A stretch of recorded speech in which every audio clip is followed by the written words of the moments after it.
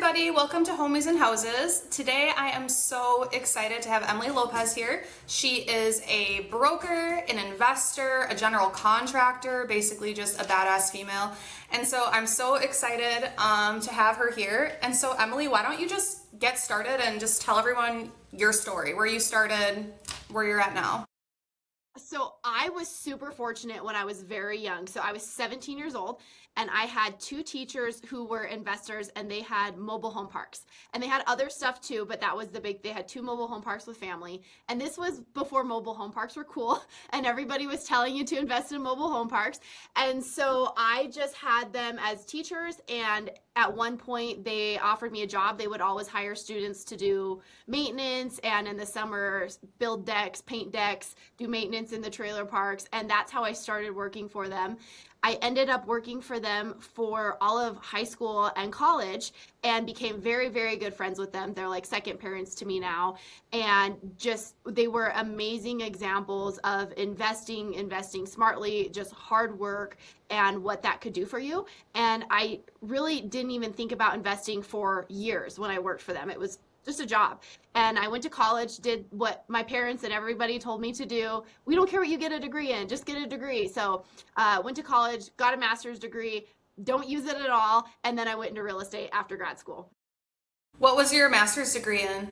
History. I wanted to be a professor, so I did my master's, and then I was going to go on to do my PhD, and I realized how flooded the market was, and so I was going to have to move out of state to finish my PhD, and then you're probably going to just have to go wherever you can get a job. And I kind of determined at that point, my husband was in the military at the time, and I knew we might not always have control of where we lived, and so I didn't want to have to live somewhere for a job where he had to live somewhere because he was government mandated, and I knew that wasn't going to work. And so I decided to put a pause on it and go a different direction. Yeah, with being a professor, yeah, I assume that it's kind of like go where you're needed, like go where you can go, because it's not like you can just be in any town with that. Yeah, and I think once you're established and you've published and maybe you're writing books or you're sought after, then I think you have more say. But one thing they didn't tell us when I was going through school is, because they want you to pay for their program, is the history market was so saturated. And even today at like high schools, history and PE teachers are some of the most flooded markets. And so if I was maybe a specialized science teacher, I might have more of a pick. But as a new person coming in, I knew I was going to have to just go where I could get a job. And I would have had 4 more years of college. And so I was like, yeah, no, let's start making money. Yeah, for sure. I think college is college isn't always a scam. Not always. Sometimes you need it. My sister she has her master's in family therapy, like marriage and family therapy, and she uses it. And like obviously you need that for that. But I think like for the most part, I did not go to college. I went to college for like 2 years at a tech school. I didn't even finish because I got a job that I thought was like my dream job, and really like it was just the catalyst to get into investing eventually. But yeah, so tell us about like because I don't really know your story very well. So tell us like the first property you got, like how you got into it. Did you kind of stumble into it, or what was that like? So I definitely stumbled into it by having that job that I had working in trailer parks, and they built houses. So I did new construction, I did renovations, and worked for them through college. And when I was grad school, my master's program was 2 years. When I was in the second year of my master's program, I was also getting married. And my mentors were getting rid of a property, and they offered to sell it to me and sell or finance it. And so I was living out of town for college. This was in the town I had lived in before. And so the same week me and my husband were getting married, we were buying this property, which was our first property. And it was just going to be a rental. It was a little townhouse. And I remember when we first started investing, because I had been working in that world for 5, 6 plus years, whatever, more than that. And it was new to my husband. So I don't know if you know anybody when you started investing that was like, don't do that.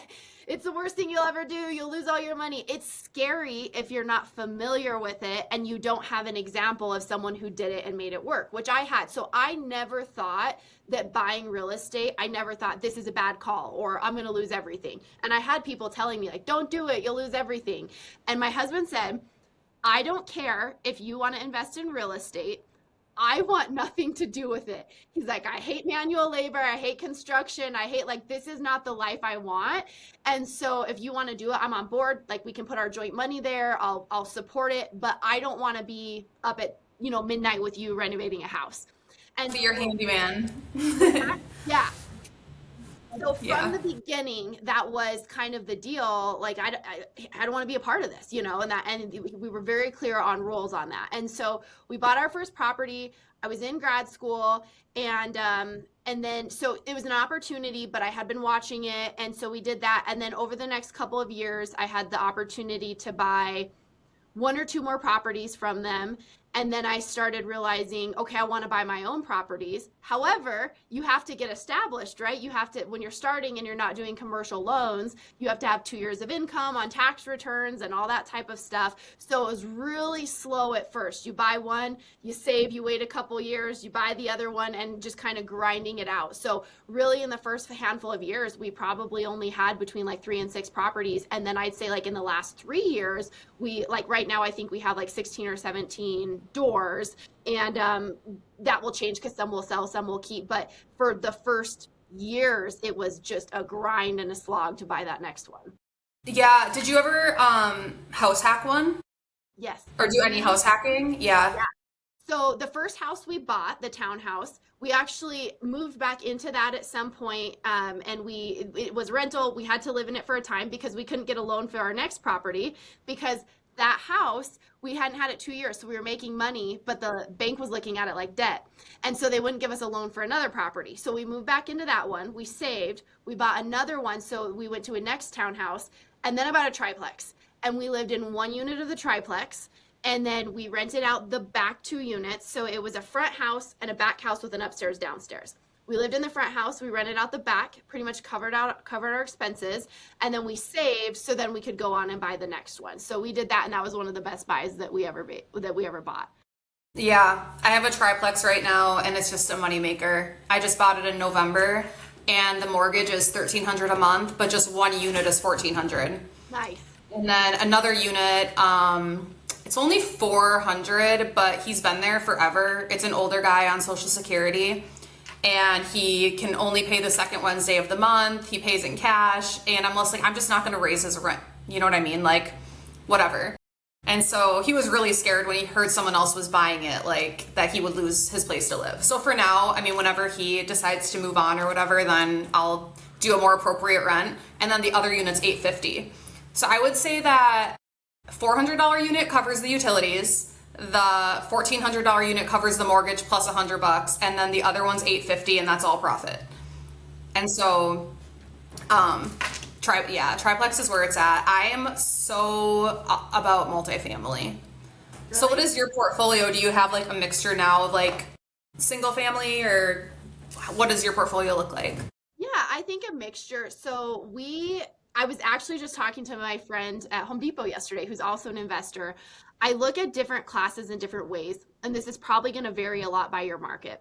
In my market, multifamily, I really noticed this a couple years ago, it does not appreciate the same way that single families do. And so we would have these investment properties in town, and I would know investors, because I'm a real estate broker, that would want to sell a property, and the property would be worth more if we had the comps for it. Like if you would do like a DSCR like type appraisal versus just a normal value appraisal, but you don't have the comps for multifamily, like 2 to 4 units to bring these values up. And so I would see sometimes in my community, owners would seller finance because the properties wouldn't appraise. So they're like, I'll seller finance, not to me, but in the community, they'd seller financing to get a higher value than what it appraised for, so they didn't have to go the bank route. And it cash flowed and it made sense. It's just we don't have a comp to get us up there in the market.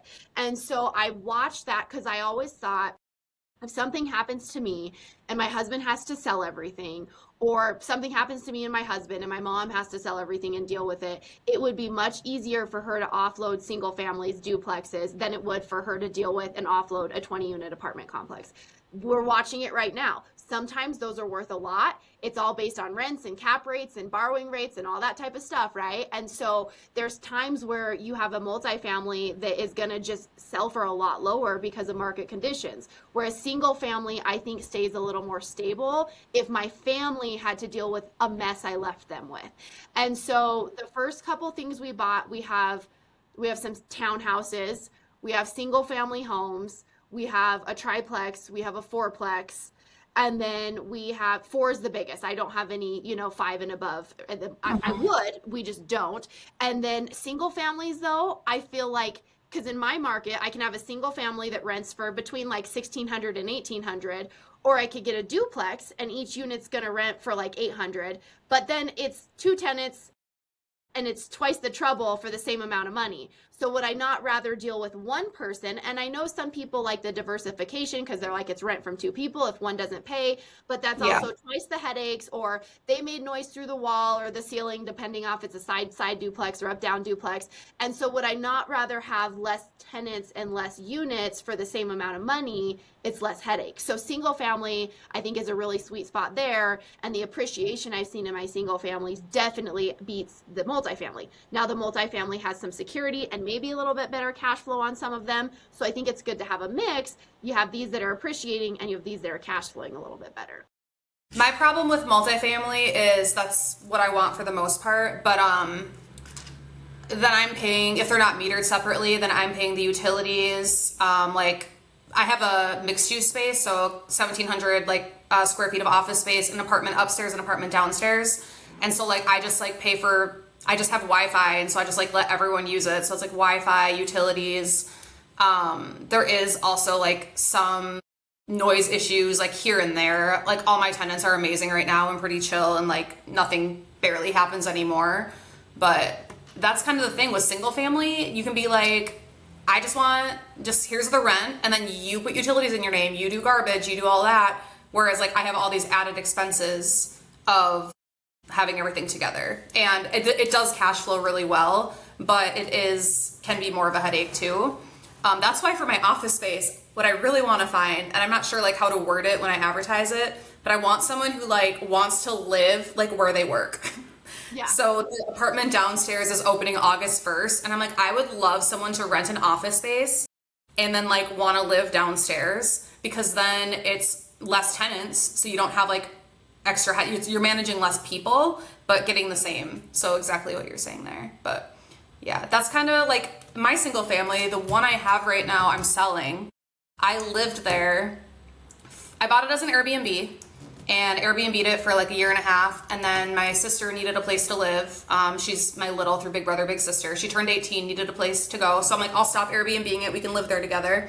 And now I'm deciding to sell it because we found other places, whatever. And it did appreciate. Like I bought it for $185 2.5 years ago. I owe $171 on it, but when I bought it at $185, it appraised at $215. And so like now it's up to like $230. And I'm like, that's like amazing appreciation. And yeah, you're right. Multifamily just does not, I'm in Minnesota. It's the same thing here. It just does not appreciate the same way. But so you're a broker. That's really cool. I just got my real estate license like a month ago. I already have a couple deals, but it's like friends that like, it's kind of just really, really good timing that they were looking for a place and then I got licensed. So that's really cool. But how has that helped you? Like, do you own the brokerage that you're at? Country Realty, is that what it's called? Yeah, it's High Country Realty. High Country Realty. Yeah, so that's really cool. So how has that helped you, like, because I'm already seeing the benefits like align. Like someone I met at an open house, I wasn't the listing agent, but I was doing an open house. Someone came in and then he was like, oh, this is too big for me. And I'm like, well, let me show you my house. And he might buy the flip house that we're going to have done in a couple weeks. So I'm already seeing like how it kind of like works together. So has that like been a benefit to you too? I don't know if there's anywhere where it's been like a crazy benefit. I was even just telling a friend the other day, I've had people come to me you know how you see all these people online that they're talking about all these great deals they're getting, and clearly they're more knowledgeable in the market. And certain gurus I see talking about, oh, I got this house for this much, because some poor old lady doesn't know what her house is actually worth, and investors are kind of predatory. Well, like, I have to sleep at night. And so I've had people come to me as an investor and say, hey, I would like you to buy this property. I know you buy houses. And I'll usually say, listen, I would buy your house for this like in a week. Like I can do it fast if you need to be fast. And I have done some deals where they needed it quick and that was their priority over the price. But almost everybody who has come to me and said, hey, I have this deal, they could actually get more for it on the market. And so I tell them Yeah. that, listen, I could do it for this much, but honestly, if we list it, even after a commission, I think you could probably make like $20,000 or $25,000 more. And so like, I have to be honest with you. And so I almost never have somebody actually sell it to me because normally we list it and can get a little bit more money for them. And so it hasn't been an advantage other than for me, I just kind of eat, sleep, and breathe real estate. And so it's nice to be able to work with investors and maybe they have a deal that they don't want and they, will bring it to me, or I have a deal that I don't want because my money's tied up and I bring it to them. So just being enmeshed in that world where we're kind of like everyone can win, everyone can succeed, and we can pass things around to each other. And so I don't think I've ever had any crazy deals just because I'm scrupulous and I have ethics. But I think just being in the world and being around the different lenders and having the good relationships, or I have a flip coming and this agent just missed out on this deal because they were a little bit lower offer, but hey, we have this one coming, maybe go show it to your person. You're just in communication with all the people in that world and their clients. And so I think there's value there. Yeah, I'm kind of the same. I still have a corporate job right now, and I mean, it's no secret. I can't wait to get out of it because I'm like, real estate's just my passion. Like, just it doesn't feel like work to me when I'm selling a lake house right now to a friend of mine, and like I get to go out there and like meet the inspector, and it's just like, to me, it's just like you finally know what you're doing, what you're supposed to be doing when it doesn't feel like work. I'm sure it will sometimes. I'm sure there's going to be like good days and bad days and all that, but so far I'm like, it's just like what I care about though. So, and then I think you're kind of my hero. I wanted to ask you about, so you have your general contractors, correct? I thought about doing that because I don't know if Wyoming's the same, but in Minnesota, I can only flip one house every 2 years unless I'm a general contractor. Isn't that crazy?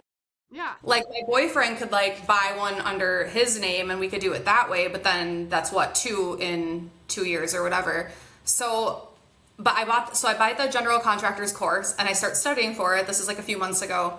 And I start looking into how much insurance is, and insurance was going to be a lot. And so then I was like, I'm not sure like if it's worth it. So I haven't finished it yet. But did you do that because partially because your husband was like, I want nothing to to do with this, or has he kind of changed his tune on that?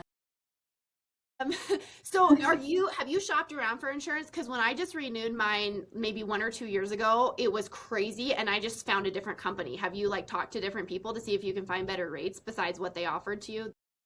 Not a ton because I was like, well, my main focus was like, let's just study and like pass this test and stuff. But that was just one thing I kind of decided if I'm going to study really hard for something, I'm going to like first get my real estate license. And so now I'm back in the boat of like, I'm licensed and now should I go for my general contractors? So I haven't checked on insurance again in like 6 months or so. But I actually changed companies. They went up big time, the company I had been with, and I shopped it and was able to find something that made more sense. But so for me, the reason I got the license is I had worked as a handyman for like a family of investors and kind of learned everything. And then when we had bought, I think at this point, when I got my license, we had 2 townhouses and the triplex, I believe. And so I was doing all my renovations on my own projects. In our state, you're allowed to do pretty much, I could do the electric on my own house as long as the city came and checked it. Now, if I have to pull a service or reconnect to the power line, they make you bring a licensed electrician in. But I was doing my own properties that I was holding. They were just checking them when I did the renovations for the permits. And they allow you to do that. Wyoming is very lax. And so I would always have friends that would say, hey, I want to do this project. Will you help me? Or will you do this for me? And I would just always say no because I thought, God forbid something happens. We nick a pipe, whatever, it happens, right? I'm not going to have, like, I have no coverage to protect you. So I'd always tell my friends, like, I'll come help you. I'll do it with you as a friend, but I can't do it as a business. Well, when I got my real estate license, I was working under a broker and she kept having clients because I didn't have clients yet. She kept having clients that would pay a contractor and they would, like, there were stories in town of they'll take your deposit, they'll tear your roof off, and then they'll disappear. And Yeah. so they have your deposit, you're never going to find them again, but they would start really fast so you'd get you pay a deposit and then they ghost you, or they start all these projects and then they disappear instead of being like, I'm going to finish one before I get to this next one. So people would get left super high and dry. And some of these things that people needed were really simple things that were really pretty easy. And I was like, oh, I could do that for this in 2 seconds. And she was like, well, could you do it? And I wasn't making money in real estate yet. So I thought, I'll get my license. Wyoming is very lax. So, and this is a scary thing. To get your GC's license in Wyoming, you literally have to go to your insurance agent, get contractor's insurance, go to your city, pay the permit fee, which is I think 125 or 150 bucks. That's it. No class, Wow. no test, no proof of proficiency. And I always tell my clients, make sure that you have an actual reference of someone's house they worked on and see if you can go to job sites or talk to the clients they worked with in the past, because people will post licensed and insured. That means nothing here. I mean, my grandma could start a plumbing business tomorrow. The only thing that's regulated because it's by the state is electricians. And so just because they have the license doesn't mean they're good. So that made it really easy for me, but that's also very scary for people that don't have experience. And so I Yeah. got my GC's license and I started doing projects for people with while I was starting in real estate and I didn't have earnings yet. And so I actually started doing it for that reason, to have extra income. I did it for a couple years as I started getting more successful and making more money in real estate and investing more. And then now I'm at the point where on my tax return, as a GC, I haven't claimed anything for a very long time because I only do my own projects now. So I don't need it. I could flip 100 houses a year here and not have my license. They don't care at all. That's not something in our state or in our county. But that's why I had it and used it. And now if someone's really in a bind, I'll go do something or help them if they got burned by a contractor. But I don't have time to do like work for other people. Sounds like I'm in the wrong state. Like, Yeah. Minnesota is very highly regulated on like everything. And then one of the last things I wanted to touch on is, and I've heard you talk a little bit about this the other day, which was like perfect.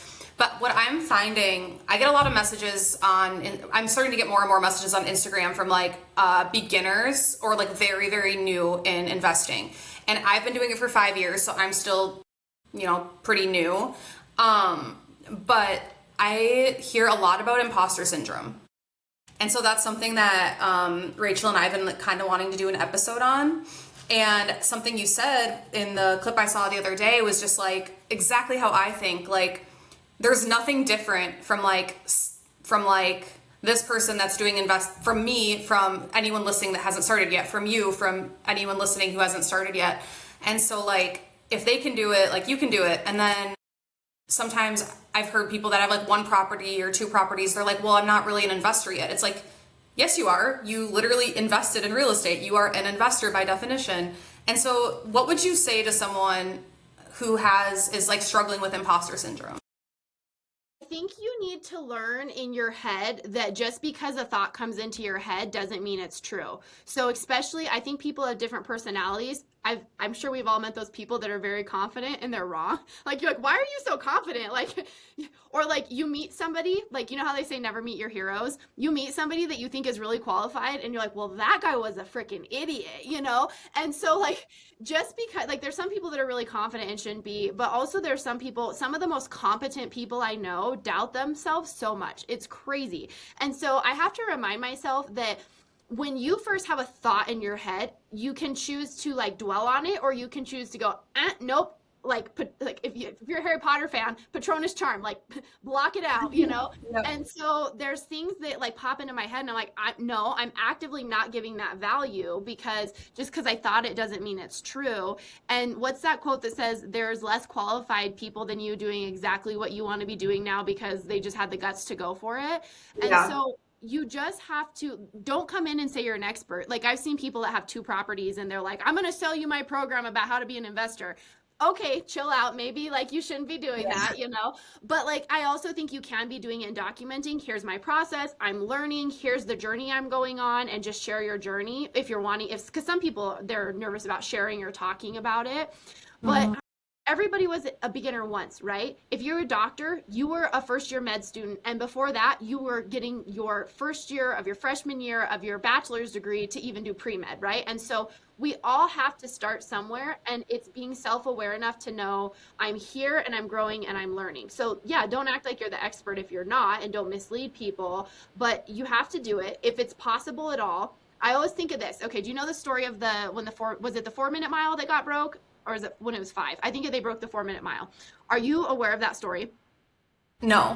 Okay, so for years, the record had not been broken. And they were like, I mean, this is historically, they were like, it's impossible. Your body just can't handle it. It's so dangerous. Like, you'll just die. Like, you know how they used to think medically, like women can't run or whatever. They'll just fall apart because they're so dainty. So with this mile record, they thought no one's going to break this record. It's just physically impossible.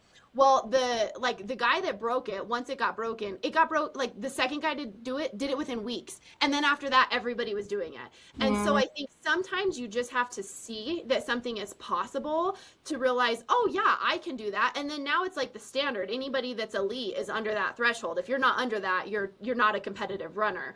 And so I think that once somebody shows us something can be done, then it gets done over and over and over again. And it's almost like we want permission or we want proof that it's possible. And if some random person did it, you can do it too. And investing is not like running, right? Like, I'm never going to run a 4 minute mile. Like, physically, it's not going to happen. But if the guy down the street with a similar job to me was able to save, work hard, maybe get a second job, invest, and buy a handful of rental properties, why can't I do it also? You know? Yes. Thank you. Totally. I love that. That's been my mindset as well. And I just want to shout it from the rooftops for anyone listening that thinks that they can't do it.